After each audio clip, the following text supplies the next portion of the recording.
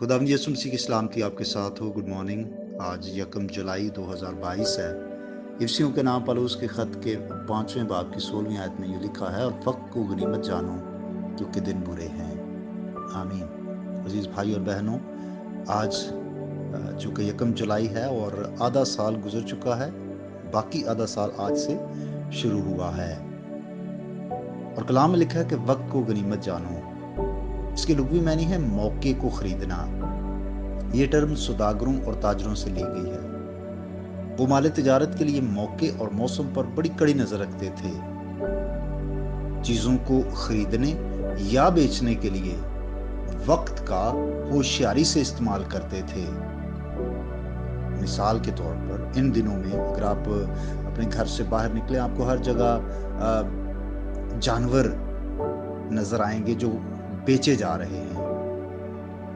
वजह क्या है कि एक मौका है, और अगर मौके को ज़ाया किया जाए और सोचा जाए कि चलें अभी इन दिनों में गर्मी बहुत है और हम कोई 10-15 दिन बाद इनको सेल करेंगे, तो फिर क्या होगा कि जो मुस्लिम लोग ईद मना रहे हैं वो गुजर जाएगी। इसका मतलब ये है कि वो शख्स जिसने मौके से या वक्त से फ़ायदा नहीं उठाया वो नुकसान उठाएगा। अच्छे मसीही वो हैं जो अपने वक्त को उम्दगी से इस्तेमाल करते हैं। हमें चाहिए कि फजल के इस मौजूदा दौर में हम वक्त को अच्छी तरह इस्तेमाल करें। याद रखिए, वक्त एक तोड़ा है जो खुदा ने हमें किसी अच्छे मकसद की खातिर दिया है। अगर उसे उसके मकसद और इरादे के मुताबिक इस्तेमाल ना किया जाए तो गलत इस्तेमाल होता है और वक्त ज़ाया हो जाता है। आज से पहले अगर हमने इस गुजरे आधे साल में अपना वक्त ज़ाया कर दिया है तो मुस्तकबिल में मैं दुगनी मेहनत और जान फिशानी करके कसर पूरी करनी है, क्योंकि दिन बुरे हैं। अब जिन दिनों में रसूल ने ये खत लिखा वो मसीहियों पर जुल्म और जबर के दिन थे। हर घड़ी मसीहियों के सर पर खतरा मंडलाता रहता था। दिन बुरे हों तो कुछ पता नहीं कि कब वो मजीद बुरे हो जाएंगे।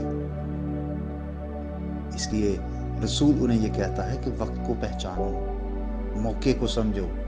अजीज भाई और बहनों, हमें भी देखना है कि क्या ये गुजरे 6 माह हमने ज़ाया तो नहीं कर दिए, और अगर ज़ाया किए हैं तो आज से एक नए अज़्म के साथ, एक नए जोश के साथ, एक नई कमिटमेंट के साथ बाकी आधे साल को खुदा की मर्जी के मुताबिक गुजारें।